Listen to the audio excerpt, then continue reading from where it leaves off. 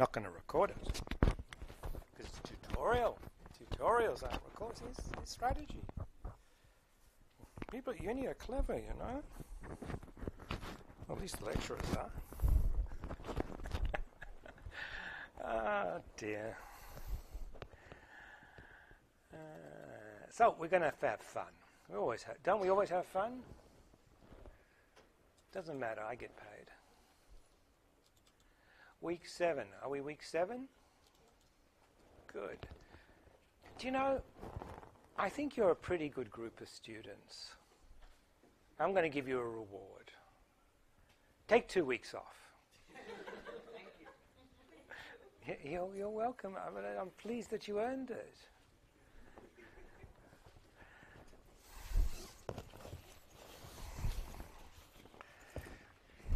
Don't worry. The break will be over before you know it.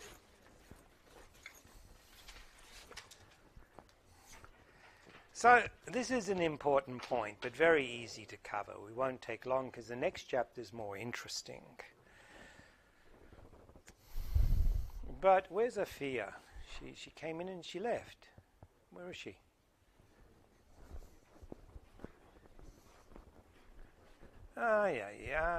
What's a path dependency? History and culture creates a path dependency.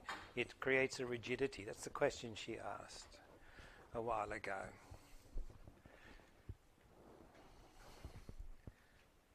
Path dependence. See? And this is the big problem. Strategic drift. Where do we see that? I wonder. Just drifting until someone eats your lunch. So, history and culture. There's the history influences, the history of the organization. There's cultural influences. Culture is many-fold. It's the country culture, it's the professional culture. We'll see about culture. And then we can do an analysis, look at this web. And unfortunately, history and culture creates a strategic drift. That's why one of your topics in your assignment for ITIC 842 was digital disruption. So Uber disrupting the taxi industry, Airbnb disrupting, hi Sarah, Airbnb disrupting the hotels because of drift. They drift along. Uber Eats is disrupting restaurants. They're dying, you know, because midweek customers dropped off because we prefer. And now Woolworths has got dark stores where it's not for customers, it's only for online. There'll be dark restaurants set up only for online delivery. You don't need a lovely ambience and wait staff and tables and reservations and just a big kitchen. They'd be able to process orders much faster, much cheaper, much more efficient. Afia, you remember when you asked about this? Path dependence? You did. History influences, especially by path dependence, and it causes a rigidity. It's a rigidity. Is where early events and decisions establish policy paths that have lasting effects on subsequent events and decisions. There is your definition. A rigidity, basically. And that's why we have digital disruption. We have disruptors who come and upset the order of things because the incumbents become fat, dumb, and lazy. This is the way we do things around here, because that's the way we've always done it, and that's the way it will always be. Not according to Johnson. You need to have sensors in the marketplace. You need to see what the early movers are doing. You have to understand the needs of your customers, and you have to obsolete your own products. I used to have a metric. When I managed a distribution company in Australia, there was a metric on new product, and basically there was a minimum requirement, like 30% of your sales must be from products that have been launched in the last 3 years. And that was a KPI, that was a metric to obsolete your own products. to be successful with the new stuff. Make the new stuff work, because the new stuff is better, and the new stuff is more competitive. American companies are clever. So path dependency and lock-in. It can be a lock-in from technology, old legacy systems like poor lead tech in ITEC 871. It can be the equipment and documents. It's certainly within people's heads, their day-to-day behavior. It's certainly to do with their training and education. It's the institutionalized standards, rules, systems, and jargon, and how we talk, and the value system of our network of suppliers and customers, all creating a rigidity and a lock-in, an efficiency of scale, essentially, driving down cost more and more and more and more until something snaps. So, we have the importance of three aspects here. So we have comprehensive change. Sometimes everything becomes so interlinked that to make a change, it has to be transformational. You have to make a comprehensive change. And this happens, it's called restructuring. Americans and companies know it all too well. Every half dozen years or so, they set up on the P&L a restructuring reserve. They know it's going to cost money, and they put a broom through. You saw with Predix, they fire lots of people because the direction is not working, and they reorientate for survival. There's a conservatism in path dependency that's very hard. It's very hard to make a small change because of the cost to the overall ecosystem, and there is this initial path causing this lock-in. So here it's chalk and talk, and that's the culture, the history, and the lock-in. There's a lack of awareness. The internet's been invented, and the internet is changing everything. Well, we see, as a very good example, we see lots of Australian universities have established substantial online hybrid blended deliveries, as an example, because it takes huge change to do it. And you have to overcome the conservatism and the path creation. It takes leadership. So history is important. Certainly we can learn from the past. When we've tried things that haven't worked, why they haven't worked. Certainly history, we build capabilities. And if our current strategy is in line with what's worked in the past, it legitimizes the strategy. So we feel comfortable. It's like a cognitive bias. We have a history bias. We feel comfortable living in the past. Just talk to your parents. Isn't that always the debate young people have with their parents? But we didn't do that. Yeah, but maybe times have changed. And besides, how am I going to learn if I don't learn from my own mistakes? That's more my view. I know it's not going to work. It doesn't matter. Just do it anyway. Then you're like, what did you learn? So we can look at historical analysis. We can do a timeline, a chronological analysis. We can look at cycles like seasons and business cycles. We can look at key events and decisions. This is often the case. You look at a timeline. We do this with stock charts in particular. GFC, key event. Failure of Lehman Brothers triggered the global financial crisis. Could be Trump's trade war with China is a key event that marks the downturn. Certainly with the inversion of the yield curve, it would indicate that the big money is paying insurance, paying negative interest rates. Just keep my money safe. Because when the storm arrives, like Dorian, Cyclone Dorian, when it arrives, I'll be the one who lost the least, maybe. Yeah.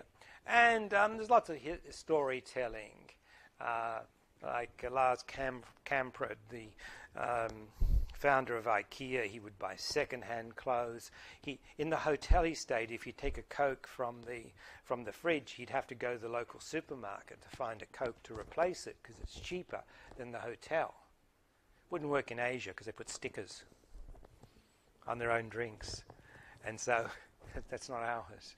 They'll still charge you for it. That's a storytelling. Very stingy. Very, very tight. And IKEA is like that. Very conservative. Can you imagine? You've got to go to the warehouse. And this huge, heavy... How am I supposed to move that? We don't care. Finally, you move it onto your trolley. How many children am I going to run over with this? We don't care. That's your problem. I got to get it home. Yeah, there's the third-party delivery service. They rent space from us. Go talk to them. Good luck with that. I'm lost. I want to get out of this place. We don't care.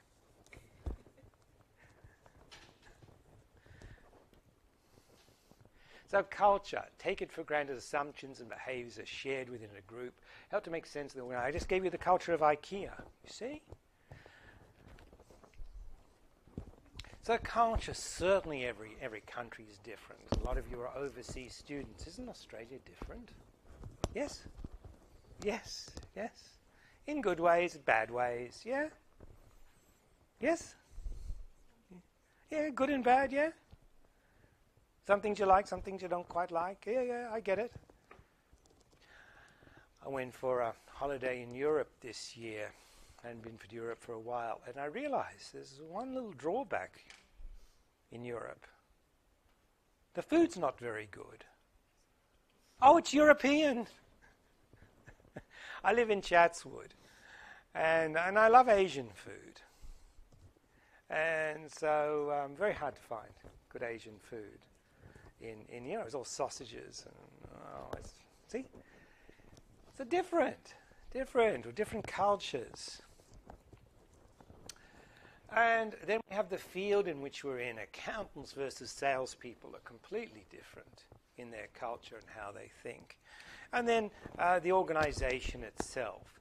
This university compared to, say, a teaching college in the CBD, I've worked for them. They're very focused on the students, lots of support services, small classes, half the fees. And focus only on overseas students because they have that strategic advantage of the fee is very competitive. It's half what it is at a university. So the culture is very different between different organizations in the same market, even. So geographically, different countries have different cultures. The power distance. We have very low power distance, like in America. So if Scott Morrison was visiting the campus, I could go, "G'day, Scott, how's it going?" He'd shake my hand. I like your budget surplus policy. You stay with it. Yeah, thanks, mate, I will. So you could bump into the Prime Minister, you could shake his hand, and if you had a positive comment to say, he'd smile back at you and be happy.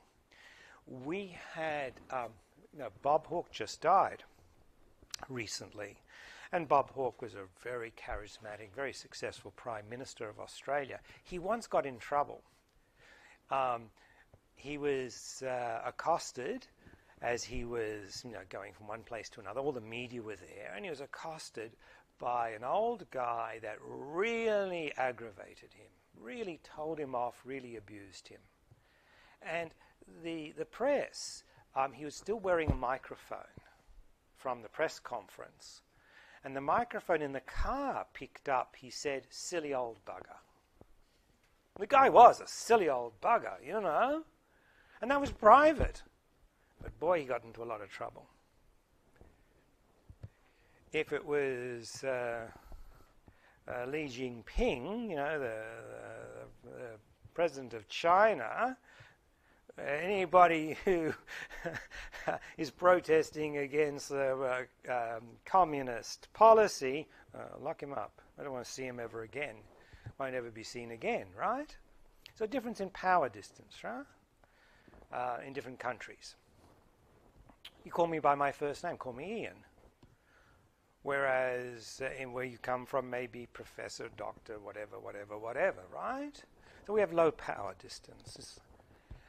We're very individualistic in Australia, like in America too, whereas other countries like Japan and especially China are more collective, more community focused. The Europeans, the Germans and the Japanese, they take long-term views, which makes them very, very good investors in infrastructure, very organized, whereas the Americans take a very short-term view, quarterly earnings. We took a very short-term view, many Labor governments in this state, and it was Gladys Berejiklian, as Transport Minister, said enough, and built the metro that's now running, and building the light rail that's now running in George Street. She's taking a long-term view, spending billions. The Liberal Party privatised the electricity grid. They sold off the electricity generation with increasing electricity prices, of course.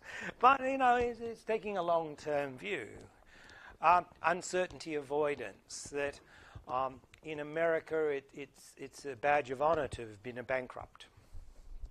Whereas in Japan you'd have to commit harakiri, kill yourself if you've brought so much shame on you and your family. Why?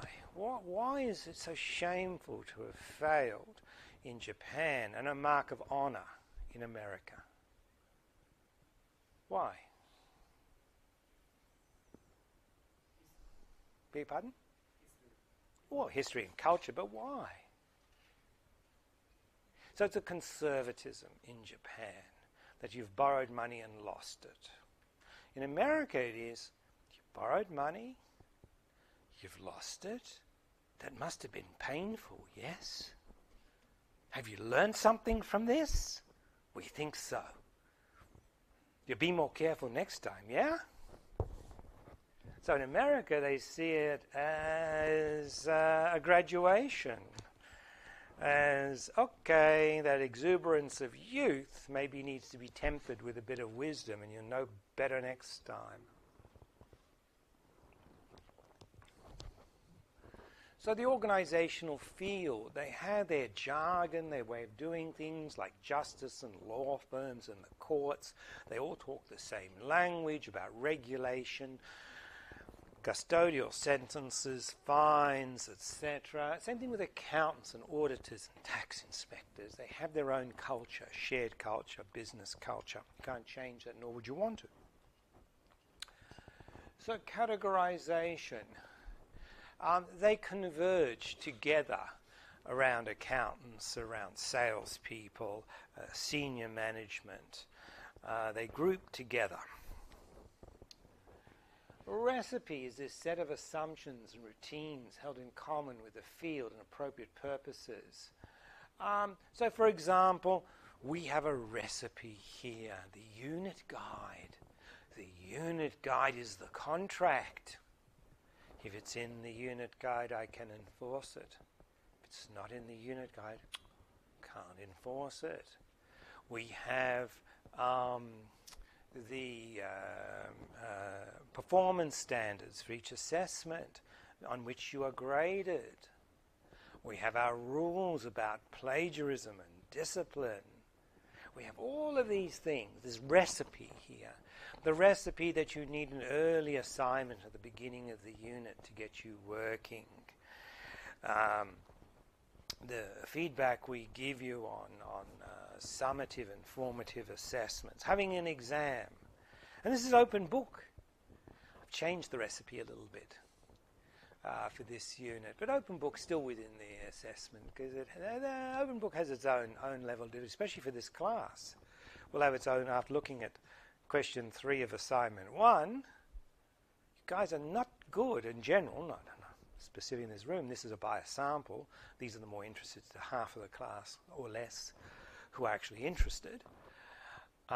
So there's a positive bias in this group. But generally speaking, the class had a lot of difficulty trying to apply the technology-led concept to a credible, succinct business plan.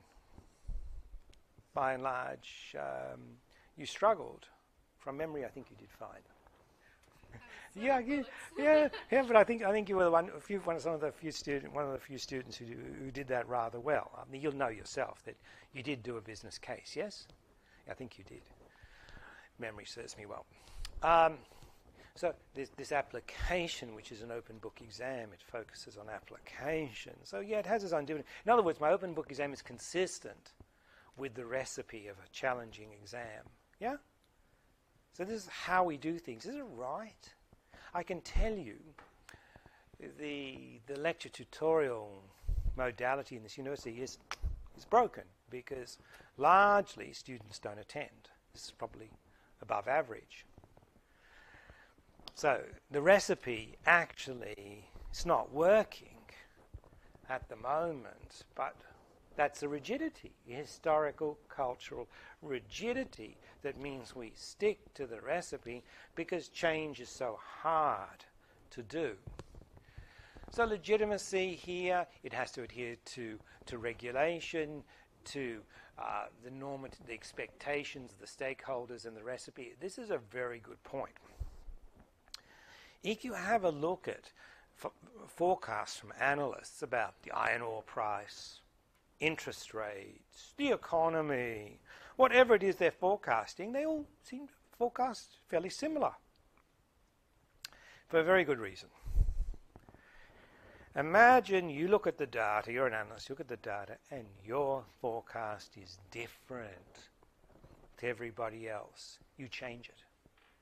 The reason is, if you're the same as everybody else and you're wrong, which they usually are, you go, well, that's what the data said, that's what everybody else said. Can only do what we can do, yeah? But if you're different and you're wrong, what a dummy you are.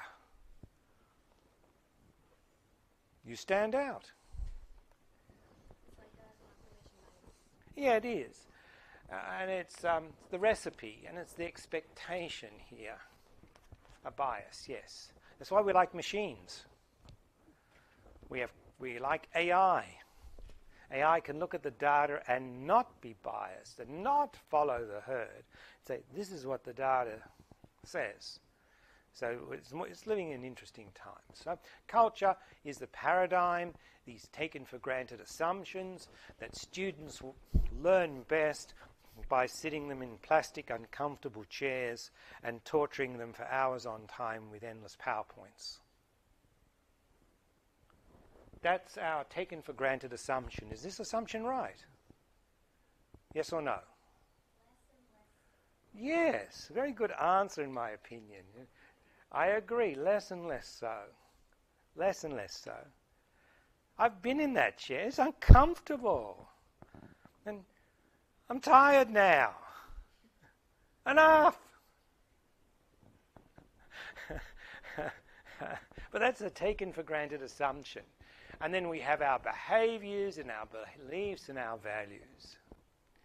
And so this paradigm is a set of assumptions held in common. Like to be about basic fundamental assumptions. So policing's about thief taking. So policing's about fines. If you are on highway patrol and you're not fining anybody, you're obviously not doing your job, which may or may not be true.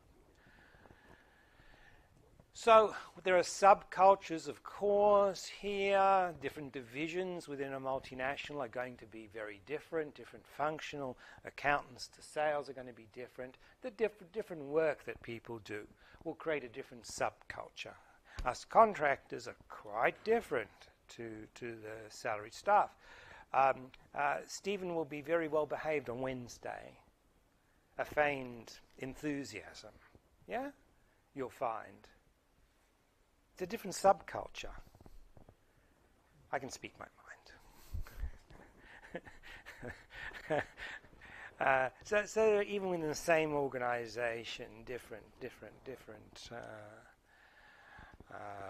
themes here. So the identity, like we can try and change our identity. Carlsberg wanted to redefine us as an FMCG rather than a brewer because attract better investment in FMCG. So culture's influence, it's a glue. They, around the founding principles, like IKEA, very strong culture of conservatism, of cost cutting, of value for money. It works very well for them. We love IKEA. People cling to the solutions within an existing culture that IKEA represents value. They're not going to have any premium products because it just is not going to be consistent with their culture. And changing culture is very, very difficult.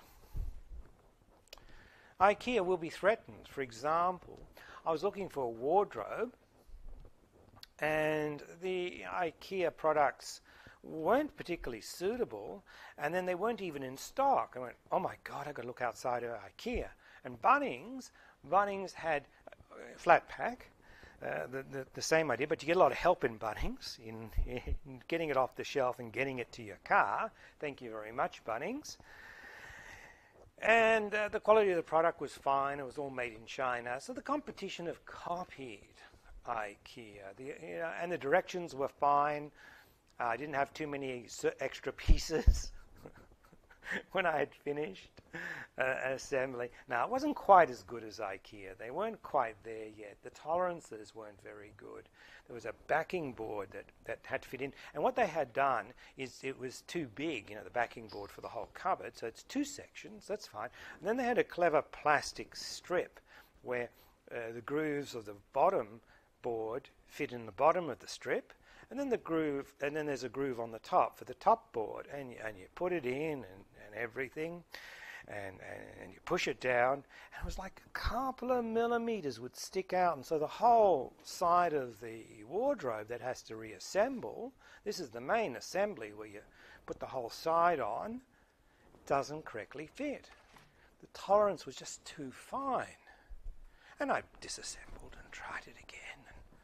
As many times as I tried it, I found the same problem. So all I did is take this masonite backing board, went to the balcony. I've got a little jigsaw. I hate electric saws, they're too damn dangerous, but a jigsaw's all right. And I got the jigsaw and you put the board down and just went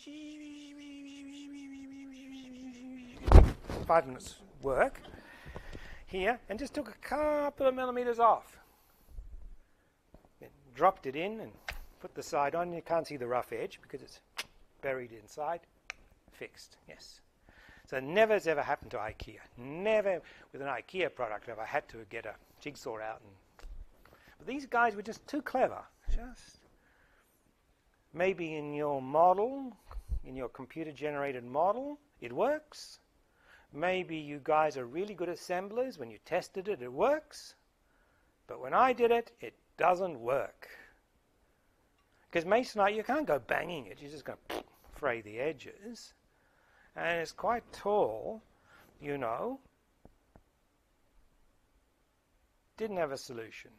So, but they're catching up. But IKEA, that's they must test with morons like me, with regular Joes. Because you never ever have that problem with IKEA in terms of how it assembles. So culture's influence on strategy, culture is our bias, is our frame of reference, is our paradigm. It's where we start.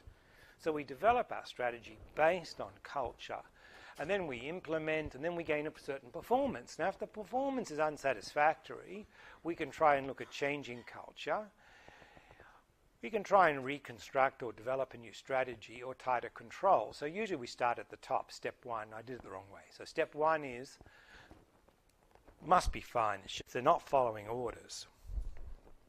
Supervise them more closely and make sure they're following policy. Then, okay, we need to change the policy. Who ever thought of a policy in the first place like this? So it gets harder and harder, in fact, to implement change. So we have this cultural web, this behavioral and symbolic manifestations of a culture that are more of a hindrance than a help often. Yeah, so this is our culture, our paradigm, and it's related to the stories we tell, symbols, the structure in the organization, who holds the power, the control systems, what's enforced, what gets measured, gets managed. And our rituals and routines. And you can read all of them yourself. It's quite straightforward, actually. So, at cultural analysis, we look at this web, we look at what the statements are, except what organizations say about themselves and what the actual culture is are two different things, because it's the PR people who write the mission statements, value statements, all that common material across all corporate websites, but it's not necessarily what's followed. And then you put it together. Now, this is the problem here, that an organization goes through incremental change, adds new courses, goes hunting for new areas to find overseas students. But then there's this period of time, maybe like now, where we've doubled our campus, we're incredibly reliant on overseas students, and we're still losing money. Which is the university today is losing money. Why is that so? They spend too much on research. That's why. It's very, very clear why. So you get into this period of flux now. Well, get more overseas students. Pay the staff less. Cut some costs. Switch off the electricity when we're not using. Use some smart lighting for your big IoT initiative. Smart lighting. Oh, woohoo! That didn't score very well. It's tactical, not strategic. Yeah? Yeah, 5-year payback. I got it. I know it. The basement in my apartment, 5-year payback. That's okay. It's okay. Yeah. So this is the flux. And two things happen after phase 3. This is from Johnson, not Ian Chrysler. Transformational change or death. We'll see. So sometimes big companies are designed to fail because of the history and the culture, the path dependency, the rigidities.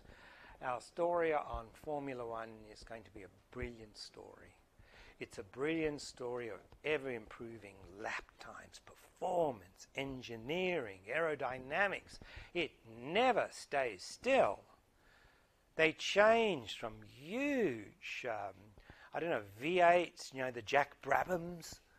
He was a famous Australian racing car driver, huge V8, thundering machines, to little 4-cylinder, 2-litre, hybrid, energy recovering, ultra-sophisticated machines that they are now. Completely different. Aero's different, drivers, the tyres, and they're debating tyres at the moment, and the drag at the moment, because if you are behind a car because of the tyres, the tyres melt with the heat, and the car in front's heating up the bitumen in front of you, and your tyres don't give you the performance to overtake. So they're trying to change the spec with Pirelli, change the tyres to make them more heat tolerant so that the following car still has energy to overtake on the next bend or whatever. They're always looking at the rules, always changing. And the technologies that are being used in today's engines have already found their way into the production line. That's why companies like Mercedes are spending so much in R&D, but they're capping that to, I think, 150 million cap as well to try and make it competitive. But they're always looking at the rules. It's one of your questions, by the way, here. Because otherwise goes the way of chariot races, I guess. The dogs. We almost banned greyhound racing, and it was, again, cultural change. It was politically too difficult for one of our state governments. I think we've still got greyhound racing, but it's very primitive. And everything, one day that should go, I guess. See? Change or death. So, gradual change, building on successful strategies, long periods of continuity, steady as you go, building on the familiar, core rigidities, large organizations, very conservative, how they go. But the relationships become shackles. We got this lagged. It takes a while. It takes a while before you start to see the poor performance coming through. And then we had this period of flux. There's no clear connection. We fire the CEO here. There's lots of disagreement. There's declining performance and morale, and customers become alienated.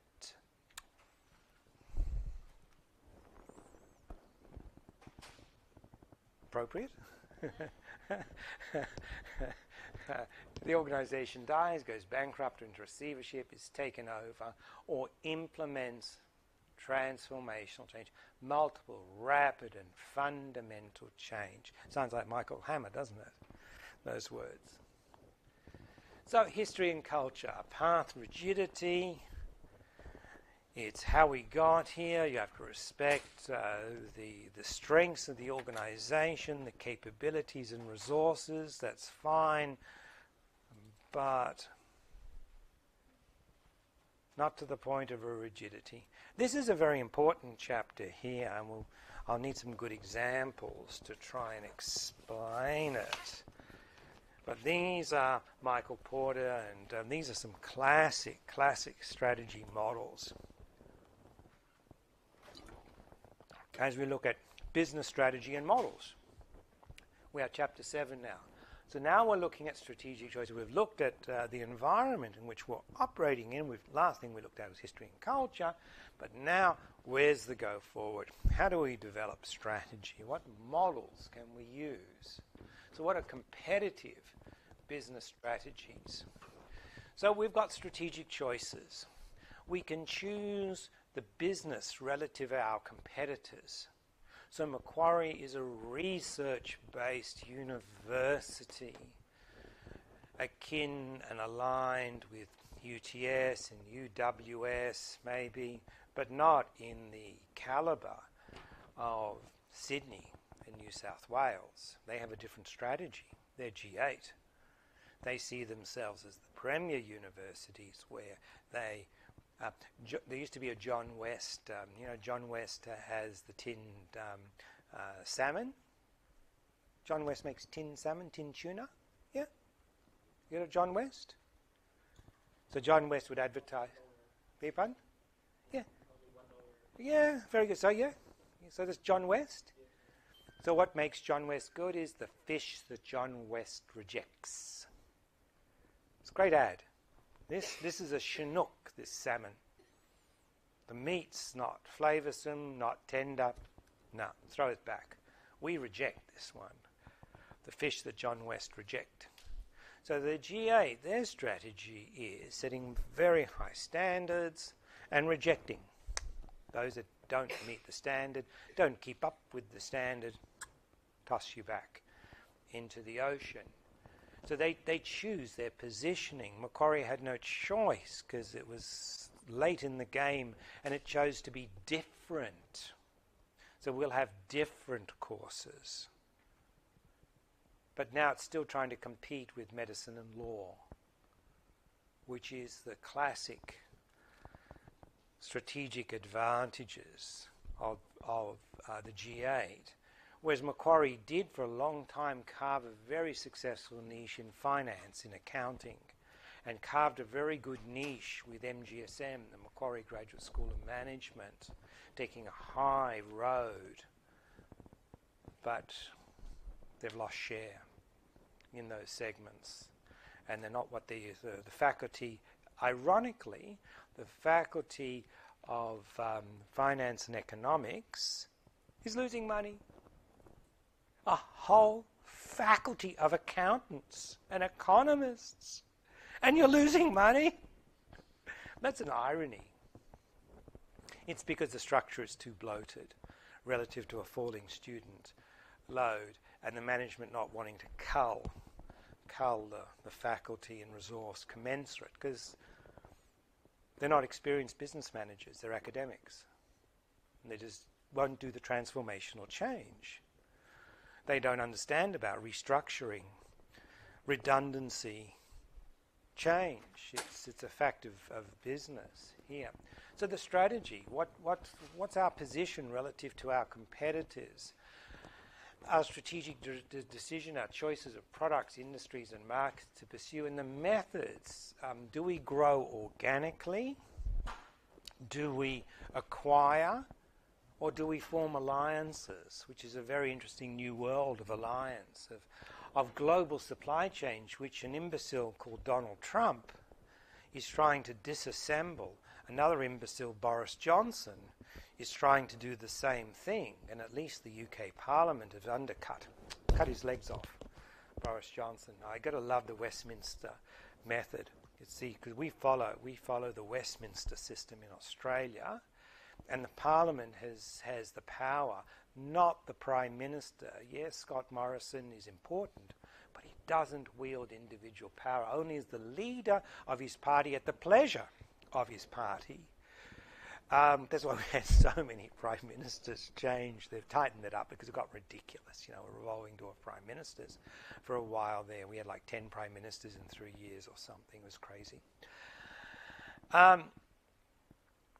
Rudd and Gillard, and Rudd again, and then Abbott and Turnbull, and then Morrison. Well, that's 6 anyway, I can name in less than 6 years. So, anyway. Maybe not 10 in 3 years, but at least 6 in 3 years. So Trump has huge power in terms of foreign relationships, and here this disassembly is a shocking idea. But at least Boris Johnson was prevented from a hard Brexit. The UK Parliament has voted this week, or the end of last week, to pass a bill requiring the Prime Minister that if an acceptable Brexit deal has not been negotiated by October 31, the British government is required to seek a further 3-month extension from the EU to prevent this disassembly, because the alliance of our global supply chains has been so productive and so powerful, and these morons, in my opinion, Boris Johnson and Donald Trump, trying to take it apart. Donald Trump has an economist advisor on China who's a complete crank. There's a very good article on Jared Kushner, his son-in-law, who went to Amazon to find a book criticizing China and found a crackpot economists who nobody agrees with, no one sides with, who has Trump's ear on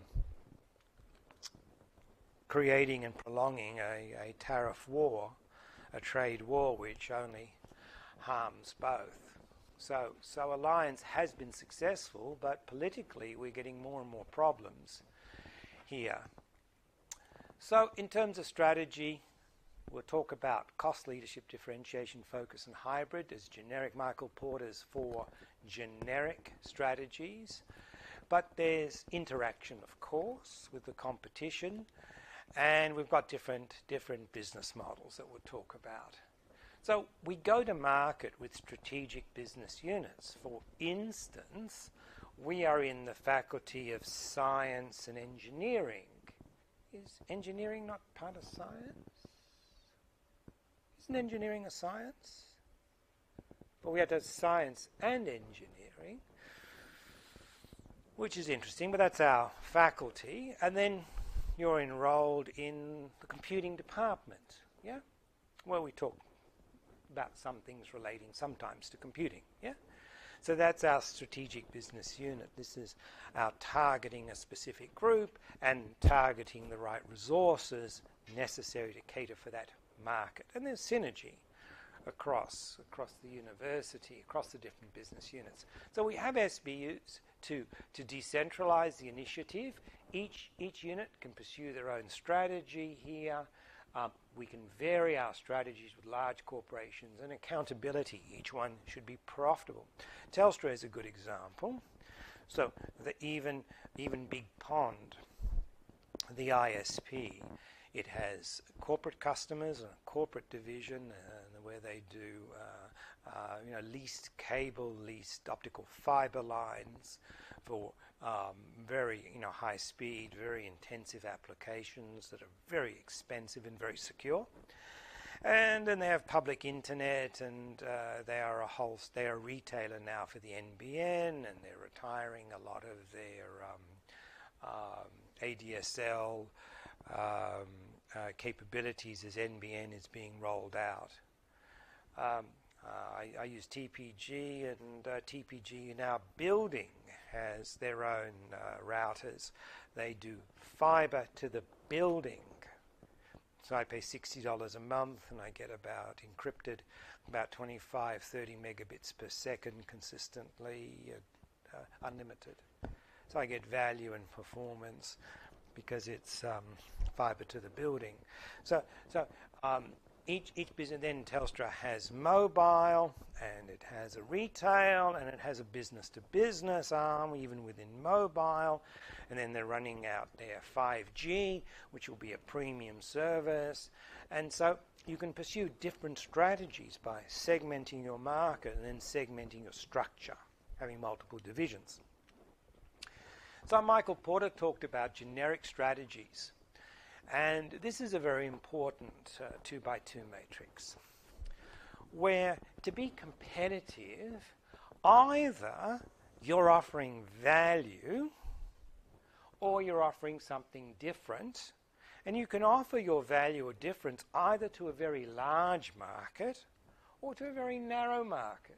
So can anybody think of somebody who offers value to a large market? I beg your pardon? Which retailers? No. You can take the Australian grocery market and you can fit it into 4 segments. Who offers this? Aldi. Aldi is actually hybrid, but yes, Aldi is cost, and Aldis are everywhere, yes? Bunnings? Jetstar? Yes? They're very competitive, aren't they? They serve a major share of the market, a large share of the market, and they offer you value. We'll do a case study on Ryanair, most famous. Oh, that's an extraordinary airline. Very, very famous discount. It was unfortunate that we're too far away. They only do point-to-point. They don't do hubs. And also Europe is much more densely populated here, so we wouldn't be profitable for them. That's why we need Qantas, full-service airline, really. So cost leadership. What about offering differentiation but to a broad market? Yes, absolutely. Apple. It's a premium product and a leading smartphone. Very good. Anything else? Another example? The German cars? Mercedes, BMW, Aldi, Porsche. Yes? See a lot of Mercs around, all around the world. Are they cheap? Nope. What about cost focus but a narrow market?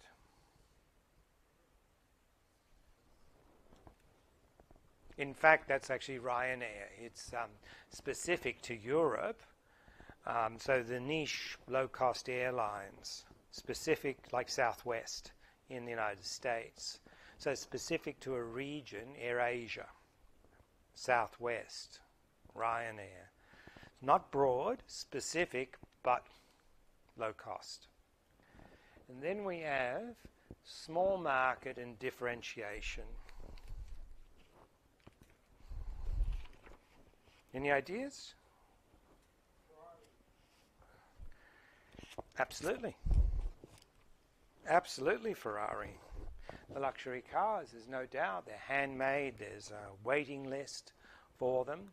So Ferrari is an example. The text gives ARM Holdings, they dominate the mobile phone chips.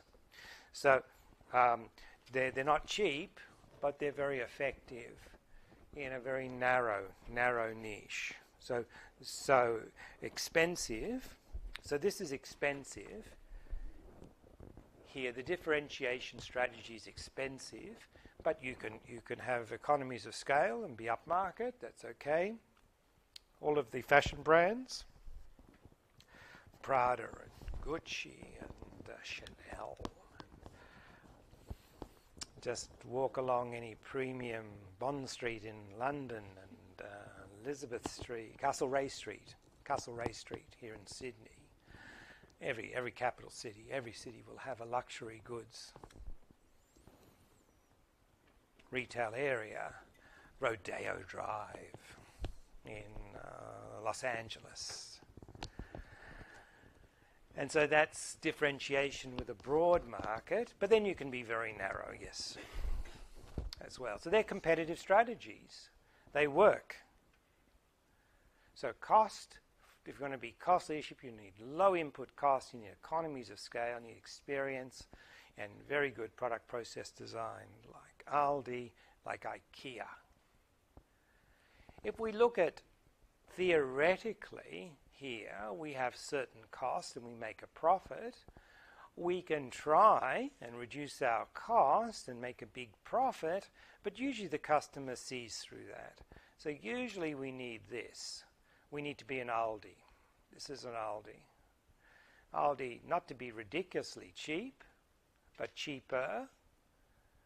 But Aldi's got their costs down through limited brands and not spending a lot on marketing, reducing the marketing cost, and using the alliances, using global supply chains, which trade Luddites like Boris Johnson and Donald Trump are trying to disassemble, which is very bad. A differentiator, sure, like Ferrari, like Apple, they don't care. It costs what it costs, and then they mark it up with a big fat profit, and come and buy our product if you want to be cool and trendy and sophisticated. Our product's not for everyone, you know. It works. But yeah, Apple, R&D, Mercedes, over-engineering, maybe. They spend a lot more, cost a lot more to build a Mercedes compared to a Toyota. Maybe I'd prefer the Toyota, though. Maybe.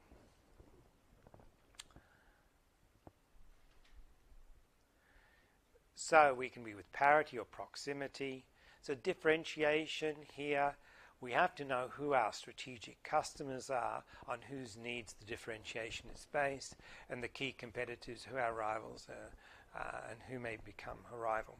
So, for instance, Apple's a very good example. They've got their very expensive Bluetooth earbuds. Anybody got Apple earbuds? No? Anybody got anybody else's Bluetooth earbuds? Yeah? So the wife's very noisy. Oh, she's watching Vietnamese movies and everything, you know, on her mobile. And I said, you know, what about headphones? Oh, they're not very comfortable. I said, what about wireless ones?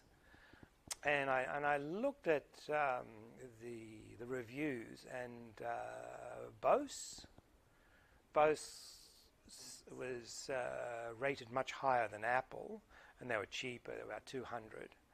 Apple's, I think, 260 plus. And just from JB Hi-Fi, no, I think from Bingley, you know, just online, $5 delivery, fine. You know, and they're beautiful.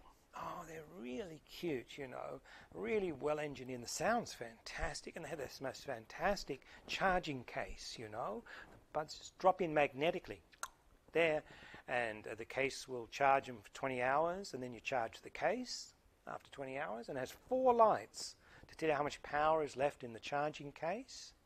It's gorgeous. Engineering, design, performance. But you know, the wife goes, it doesn't have those dangling things.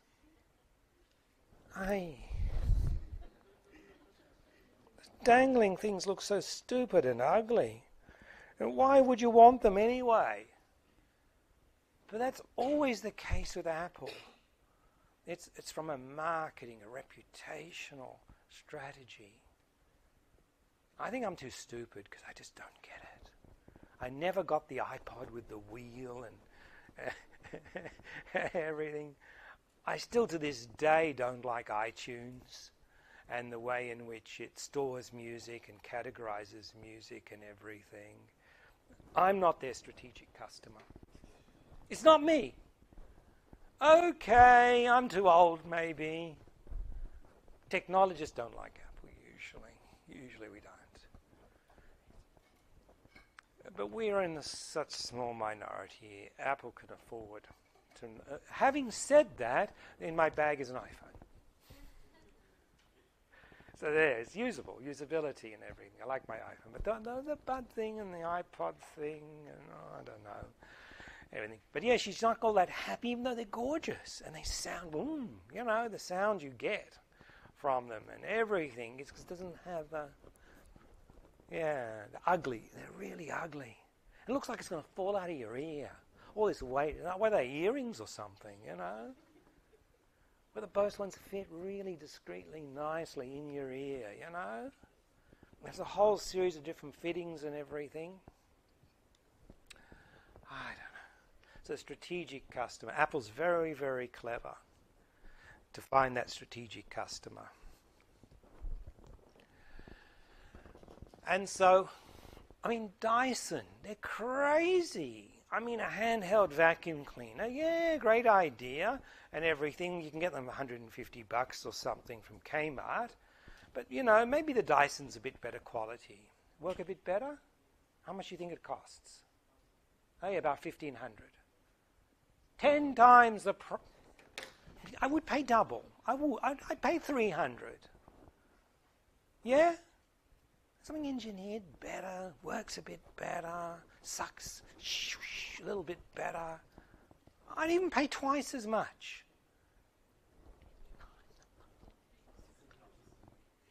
I can't do it. I just can't. I'm not their strategic customer, am I? It's just not me. I'm just too stingy, aren't I?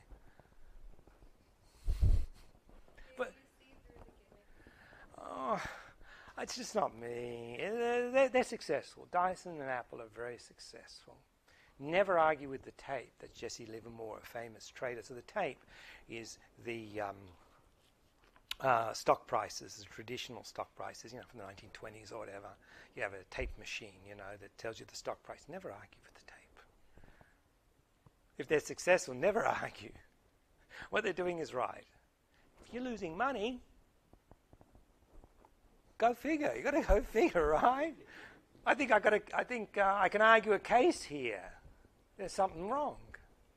So you have to look at the results. That's why the case study. That's why I made you do a successful case study. Find a good example. I want you to learn by doing. Who's adopted this leading edge technology successfully? Because that's quite an art. That's quite difficult to do. So strategic focus can be cost, like Ryanair. It can be differentiation, like eCover for Ecolo. You'd pay a bit more for a more environmentally friendly cleaning product. I get that. Or differentiation, like ARM here. Or they mention cost focus, like Iceland Foods. You can have a focus strategy, looking at the needs of specific segments. You can create a distinct value chain like the Apple ecosystem in China that Trump wishes to dismantle. Britain gets its fresh vegetables from across the English Channel. It's very close. It's only a few hours in a very, very slow ferry, let me tell you. So it's not difficult. Through the Eurostar, through the tunnel, it's an hour away between France and Belgium and the UK, and so many vegetables, so much fresh food is grown in Europe and sold in the supermarkets in Britain. So that's a value chain, a specific value chain, and a hard Brexit destroys that value chain. Trump's war with China, trade war with China, destroys the Apple value chain. Strategically, these policies, these ideas are disastrous for the global economy, and Trump's trade war with China will probably tip the world into recession. That'll be a timeline. That'll be a point where Porter talks about the stuck in the middle. Does anybody remember my example? I've already given you an example of stuck in the middle.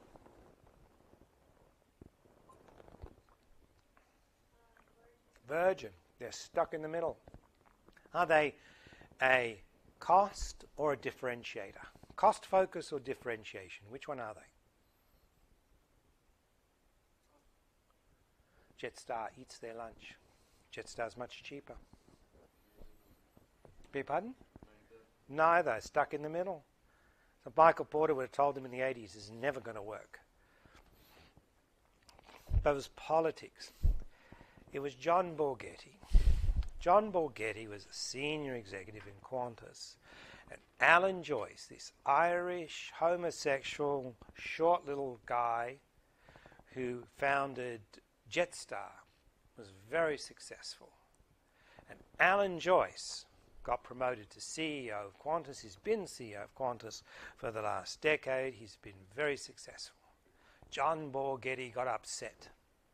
He went to Virgin as the CEO of Virgin.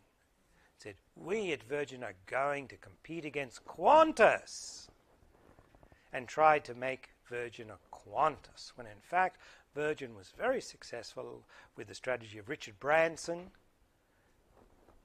as the budget airline.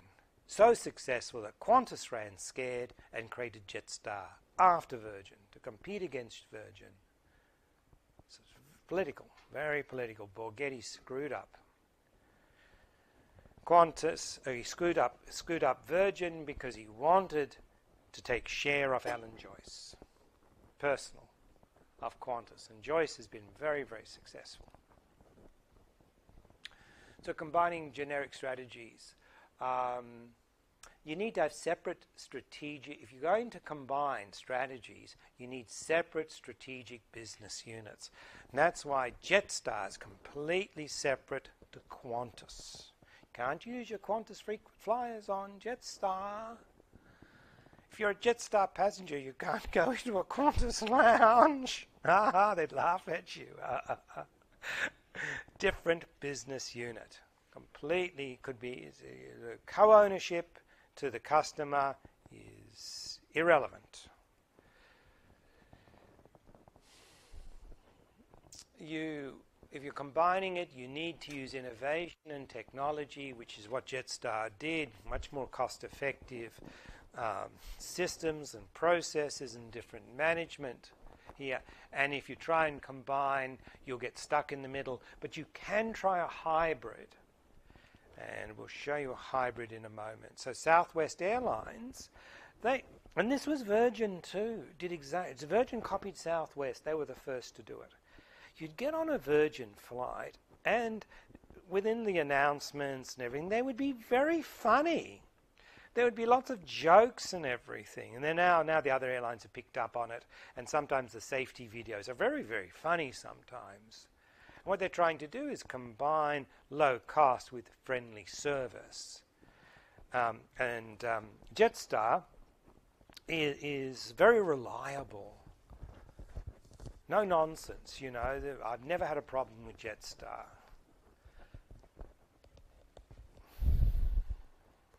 But there's a better example of hybrid in a minute. We'll look at the strategic clock.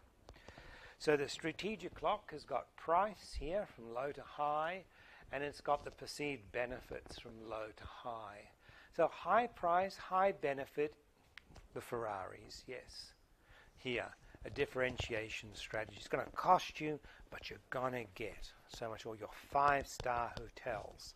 The service is incredible. When I was in Dubai, I had lunch at the Burj Al Arab, built on the water from reclaimed land and built like a sail and it changes colour at the night, and it's got this spectacular interior. It's 7 stars.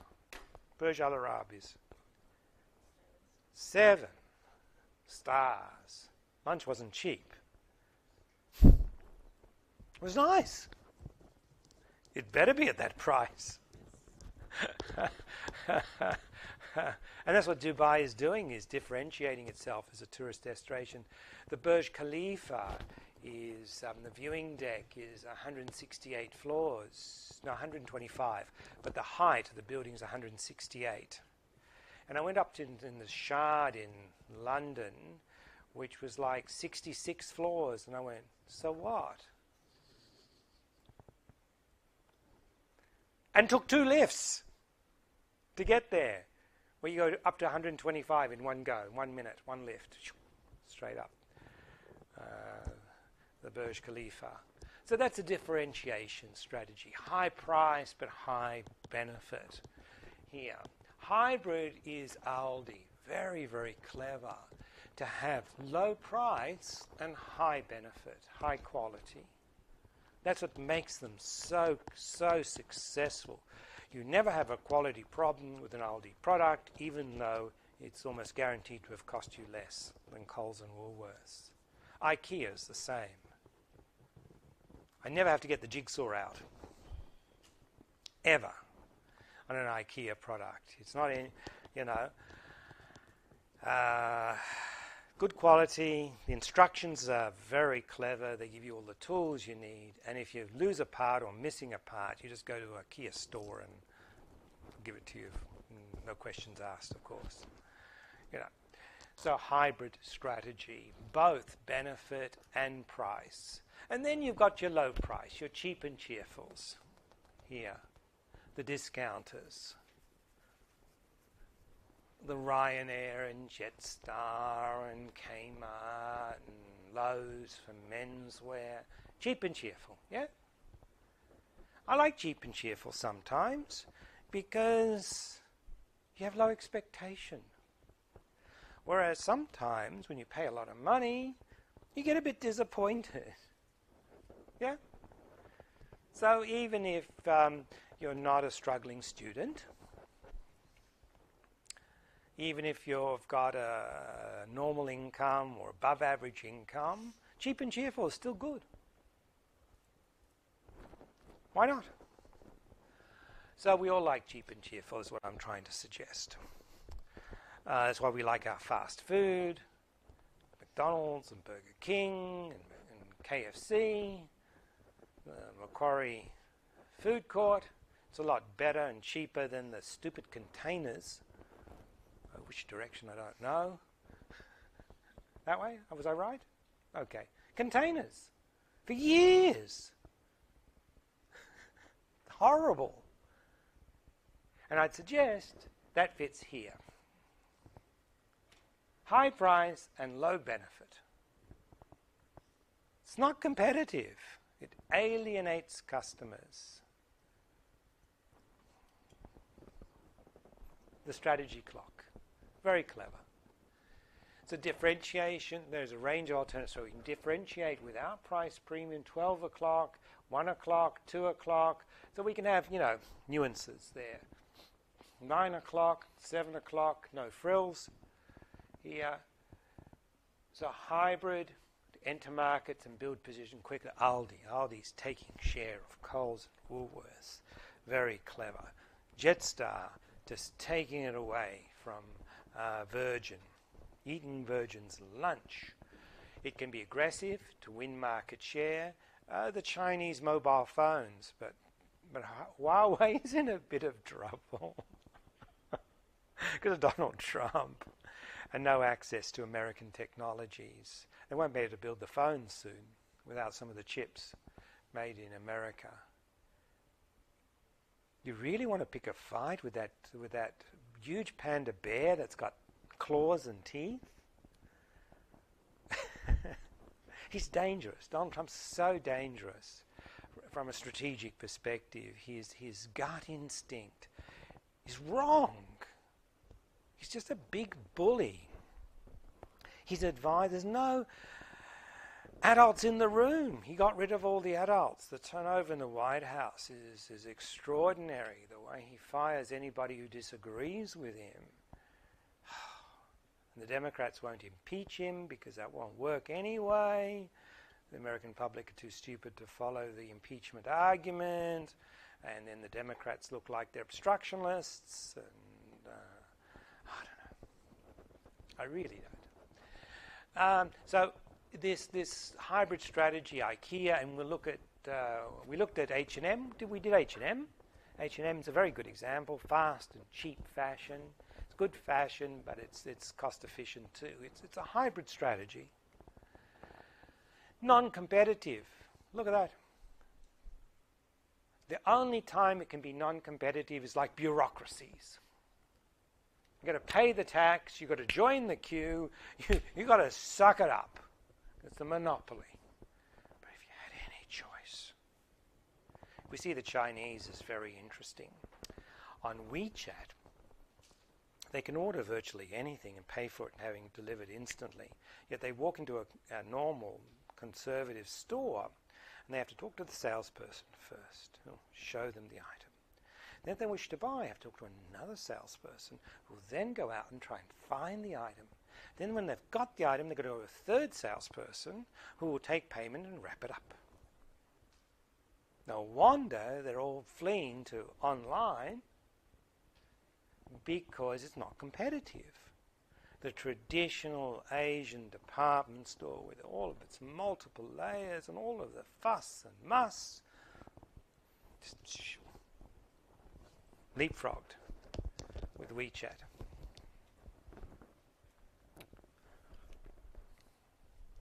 So strategic lock-in is, yes, I'm worried about my printer with the chip now.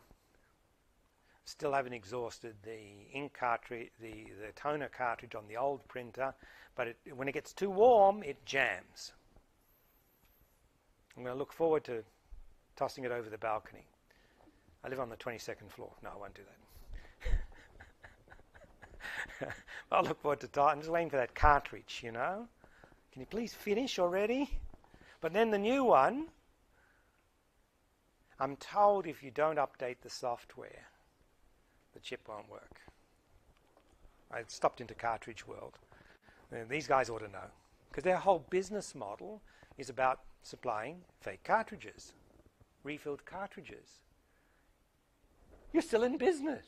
Good. One question. Will your cartridges work with the chip?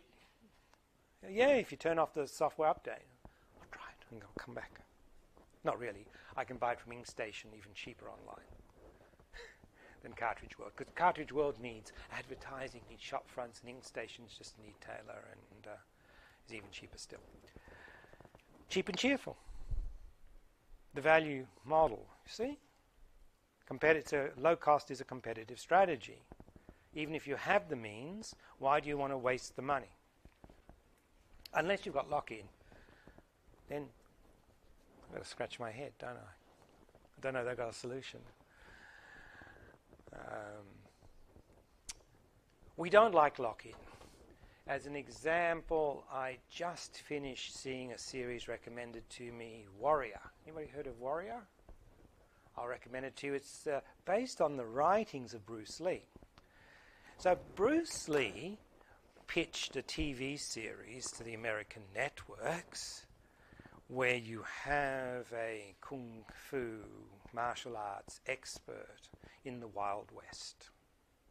So East meets West. And none of the characters realize the power and strength of this highly trained expert, martial arts expert. And it became a very big hit American series called Kung Fu. And they cast an American, David Carradine. Even Quentin Tarantino had a bit of fun with it. Do you remember the Kill Bill series? Who's Bill? David Carradine. Why is he a martial arts expert? Because he played the monk, a Chinese monk in Kung Fu. That's why Tarantino cast him, just for fun. Go and see Once Upon a Time in Hollywood. Tarantino rewrites the Manson murder. Yeah, he rewrites it. We won't tell any more. We won't say any more, will we? It'll be a spoiler. But he rewrites it. And isn't Brad Pitt good? And Leonardo DiCaprio? Yeah, I like Brad Pitt a bit more. But they're good. Tarantino's very clever. Anyway, why am I telling you the story of Warrior? It's very, very good. It's got real Chinese, of course, and real martial arts. Martial arts is extraordinary, and the story is so much fun because the way in which the Chinese have to survive, and the Tongs and the gangsters against the silly Irish and who have migrated to San Francisco, and the ignorance and stupidity and everything. So it makes for good viewing. It's an American network, specialized network, that produced it and aired it.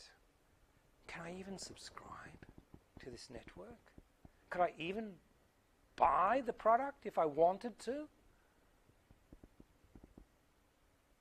I'm sure I couldn't get it from Stan. It's not Netflix. It's not Netflix. It's not Stan. What other streaming video can we get in Australia? No, is Amazon available even in Australia? Don't think so. Amazon Prime, but it might be because they've just launched. It's not Amazon Prime. It's not on any of those. Did I worry? Someone recommended it to it. I have my VPN. I went straight to thepiratebay.org. Had it downloaded on my fiber to the building connection within half an hour. I don't even look at them. Oh, there it is. Great quality on my Yoga. I've got a Yoga. It flips modes from tablet to PC. It's a very handy device. I can sit here and make your horrible presentations. Yuck, even more yuck. Here I just throw it in my backpack. If I'm tutoring at lunchtime and I'm bored, I can watch a movie or something. So very, very versatile device. That's a differentiation strategy. Lenovo Yoga. It's not cheap. I can get much lower cost PCs, but it is now, the problem is, anytime I see a PC, I want to poke the screen because I've got a touch screen. It's so much quicker than the mouse and everything, and just scroll and move and this and that. So it's a touch screen. It's got a flip design, so it stands properly. The problem with an iPad is you need the stupid leather holder, and it doesn't hold it properly, and the thing keeps dropping. This has got a proper hinge, so you can put it on any angle. You can stand it up as a teepee if you want. Anything, any which way. And tablet and full Windows 10 PC, running any of the apps I need. So gorgeous device. So that's a differentiation strategy. Just like I praised the Galaxy Fold as a differentiator. High price, but distinctive feature. It's worth it. Worth it to sometimes pay the price. So the problem, they're too clever in the way in which the streaming services have been segmented. And we hate it. I don't know, it's an Australian cultural thing. Part of the Aussie culture, we hate lock-in. So we are some of the world's biggest pirators of content. Good luck. I don't think that problem's been solved. You've got to make it ubiquitous. You've got to make it cost efficient and very convenient, that you can go to the platform, and the platform has everything, and it only costs $1 or $2.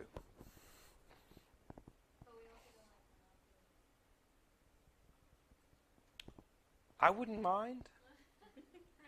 Well, look, do you have a streaming service? Spotify? Yeah, there you are. Point proven. Thank you. If it's hybrid, if it's value and cost. So if I had the platform Warrior, yeah, oh, well, $1 an episode, all right. I'll see the first episode, I like it or not, 50 cents an episode, okay, I'll have a look. Oh, gee, this is good, yeah, I'm enjoying this. Oh, $5, 10 episodes, okay, no problem. I don't mind. Good quality. Give me a good review, show me the review. What is, all the reviewers say about this, show me the trailer. Charge me only for what I use. No problem. Well, we don't have it. Pirate Bay, that's it. There's Spy with Sacha Baron Cohen. I'm going to watch that next on Netflix. It's rated very highly. So Netflix has got a good hybrid strategy. It's got good quality. It's only like $11 a month. Foxtel's being destroyed. 40, 50, $60 a month, and not even the latest stuff, old stuff. Non-competitive strategy. Been digitally disrupted. So interactive, competitors interact. So this is very theoretical from this author here. But it is true, you do move in value. So you have this first value line, quality and price. Low price, medium price, differentiator here, uncompetitive. Who could that be? Low quality, high price. Don't know. Uncompetitive, yeah? But what you do is you move for the same price, you improve the quality, and Apple's stuck with that now. Apple can't keep increasing the price of its phones. It now has to move sideways, and the latest phone is the same price as last year's phone with better features. We'll see what happens. Clock is ticking. Next month? It's tomorrow. There you are. You tell me. I will have to wait. You tell me with the same price, but problem is the currency. Australian currency has dropped. So I'm already setting up for defeat that it's more expensive. I've already got an excuse, currency. It'll be more expensive on currency because the Australian dollar is just plumbing newer and newer lows, lower and lower and lower here. But I think they have to move across. This has to be Apple now. Another thing we could do is you could keep the same quality but drop the price. And I don't think so. I don't think that's terribly exciting. I think it's more exciting for the consumer to get something better. And we see this with the whole notebooks. So notebooks cost about, a good quality notebook costs about $1,000. It's cost about $1,000, I think, for 10 years. But gee, if you look at from 10 years ago, what $1,000 bought you, and in today's money, it's probably $1,500, right? And what you can buy today. So this is a more consumer-friendly strategy here. And responding to a low-cost rival, a very good graph there. You can look at that. Here, hyper competition, very difficult to plan long term, like mobile phones. When you've got the Fold that's just come out here. So you need speed and you need initiative. And let's see how Apple's going to go. And Trump might kill Apple because Apple needs China. It's such a huge market. And Trump's killing Apple's ability to penetrate into China. So it's also in a hyper-competitive market with mobile phones. So strategies in you have to cannibalize. You have to obsolete your own product. Here, you have to innovate. Lots of small moves, because big moves may not be successful. Be unpredictable, maybe, like Samsung and the Fold. Here, mislead the competition if you can, but it's not easy to do. Things get leaked here. You can cooperate, and we have a lot of collusion here. But collusion is price fixing and is illegal, but we do have a lot of legal cooperation. For instance, you'll find that the Australian universities, even though Macquarie competes with UWS, UTS, with Sydney, with New South Wales, they'll all be in a cosy club when it comes to negotiating with the government and trying to prove the value of tertiary education and trying to lobby for more money. So they'll forget their differences and they'll all cooperate together. And an industry association does that, looks after the industry as a whole, and they pay big fees to join an association. Game theory is very interesting, and you're too clever. Too clever. So I'll explain this graphic because it's in the text, but it's simplistic. There's a very good example on Grexit, but I've already given you the Brexit version of game theory. Game theory rarely works. So, here we have Boeing and Airbus, two global manufacturers competing with each other. The only real basis of competition should be differentiation, should be the nuances of the two and competing in that way. Because to compete on price is a very, very silly thing. You'll go bankrupt, right? And that's how they do compete. They have very different models. The style of the planes is different, and they need to lock in someone like Ryanair with I think he's locked in with Boeing. We'll see the case study, and he gets the economies of scale and performance that way. And even though he's threatened Boeing many times. So you can't use price. So here's what happens. Here's the profit. You each make 500 million or whatever it is, supplying 50% share, supplying the market. Now, if Boeing cuts their prices, suddenly Boeing makes 700 million and Airbus makes only 100 million. Because Boeing gets the majority of the market because it's cheaper, although the whole market has shrunk because of the discounting. It's a 20% discount, right? If Airbus cuts their prices against Boeing, they get the lion's share of the market. But if they both cut their prices, they both slash their profit by 40%. So this is mad, mutually assured destruction. So that's why one won't do it, because the other one will simply respond, and that's where they'll end up. They'll cooperate together for a mutual benefit.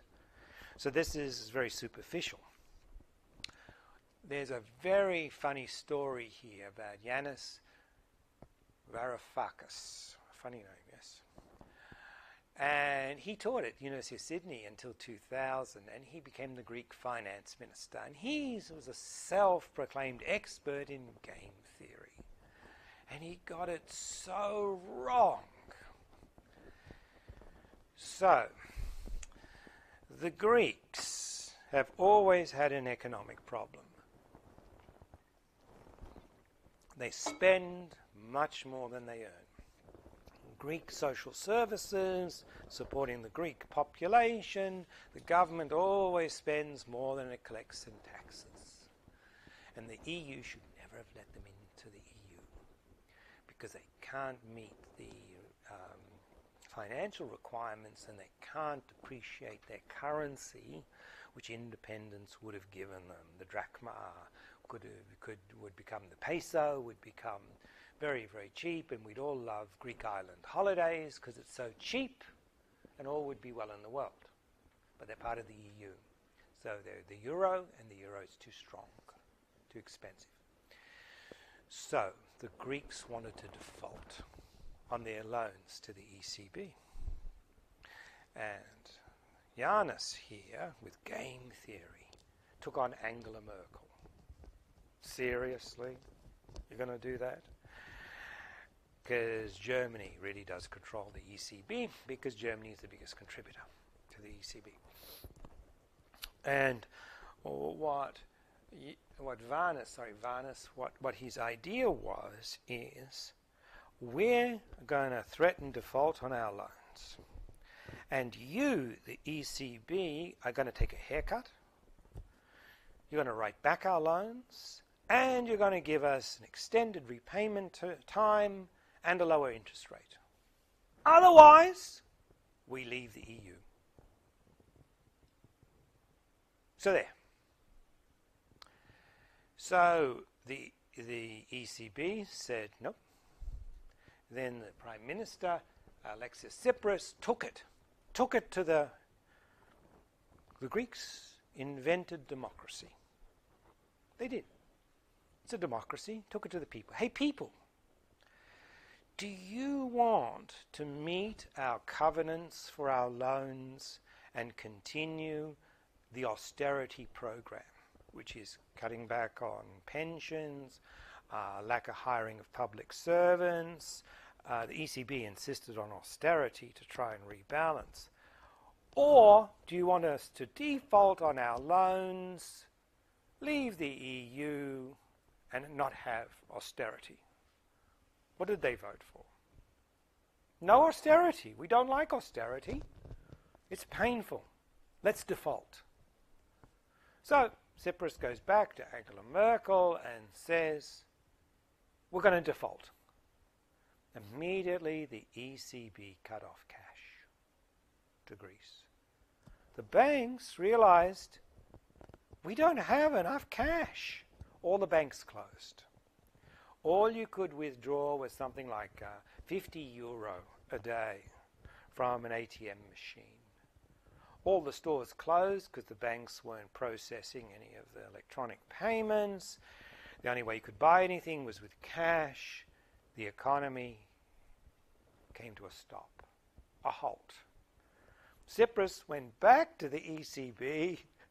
What conditions? And he ended up signing up for much more austere conditions because the economy was so hurt that through a normal economic activity, collecting income taxes, sales, VAT, etc., you're never going to meet your repayments. You've got to spend even less now. So they had to sign up for even more austerity. And ironically, Tsipras got re-elected again after making a complete mess. And Trump may even get a second term. It's possible. Game theory. The expert in game theory. Seriously? Boris Johnson just did exactly the same thing. Same stupidity, playing games.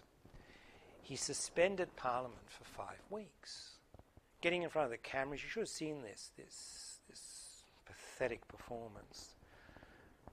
We're elected now as the British government, and it's our job to worry about crime, law and order, and public housing, and social security, and we've got workers again. We haven't got time to waste our time in Parliament, so I'm suspending Parliament for 5 weeks so we can get on with the job that we were elected to do. It's complete nonsense. He suspended Parliament so he didn't have to get his head bashed by everybody about no-deal Brexit. So Parliament reconvened for only a week. And guess what they did? His own party sided with Jeremy Corbyn Labour Party, the Conservatives, Tories, sided with Labour to immediately pass a bill that says that it's illegal for the Prime Minister to organise a hard exit, a hard Brexit without a deal. And they're now in the paper, they're going to take legal action. He'll get arrested. They'll arrest the Prime Minister if he tries it, even tries it. See? He tried a game. His idea was, which was sheer stupidity, his idea was that if I have the authority for a hard exit, for a no-deal Brexit, then I can negotiate a better deal with the EU. Just like this Turkey here. It's repeated. History is, that's why you have to study the past and lessons learned in history and culture. The lesson has already been learnt. You don't go and bully the ECB, the EU, when you're the weaker party. Britain is much weaker. Britain wants the exit, the EU will continue, and the more pain you suffer, the more disincentive it is for anybody else to try and leave the EU. See what happens? What incentive is there for the EU to sweeten the divorce deal? No incentive. It sets terrible precedents. You do a deal and then change government, then we have to go and renegotiate, and we're not encouraging this behaviour. You signed up for the EU. There was no provision ever to leave. It was a one-way ticket. And Johnson made the false argument that if I can threaten a hard exit, I can negotiate a better deal. And his own party didn't even believe him. Game theory. So game theory is too clever. Don't try and be too clever, because people will see straight through you. They'll see that you're not an honest broker, and you'll lose support. We never reward dishonesty. So game theory is very interesting in that it doesn't work. Not that the proponents, only if you're dealing with somebody naive can you fool them with game theory, but otherwise. So the business model is the value proposition. Of course, we're seeing a lot of disruption here. So we have to create value. We have to configure our resources to deliver value. And then we have to make money. We have to capture that value for our shareholders. And you can read that yourself. It's very simple. So the business model is the recipe. Even if they share the same business model, of course, the strategies differ. Airbnb is very different to the hotels. So there are patterns like razor and blade, as we've talked about. Freemium is very clever. The long tail, it's called. So you have this very long tail of free subscribers, but you upgrade. Geez, Avast keeps annoying me every day to upgrade. And I took the free subscription, 1 month subscription, and cleaned everything up and didn't notice any difference in performance, and then didn't bother. And because I've used the free upgrade, they know it, and they annoy me. That's the price I pay for freemium. Be prepared to be annoyed if you're not paying. I bought Soda PDF. It's really good at editing PDF documents, compiling PDF documents from multiple images. Very good software. And I didn't realize for $20 Australian I was only buying a 1-year license. But it's never sort of expired, because it keeps coming up with this message, upgrade to new version. And I go, forget that. Ain't doing that. And I stay with the old version that I've had now for 3 years, because we like freemium. So I paid premium, and so far I've avoided it. It still keeps working. It goes, oh, you're on classic, you need to go to premium mode, to do this. And I go, premium, and comes right up, premium, because I haven't upgraded it. It's the chip it might work. We'll see. Multi-sided, of course, bringing groups together is very clever. This is the network effect. Uber does that. Okay, so very interesting. Isn't it an interesting chapter on business models? So you have to understand the business you're working for, and then you can use IT.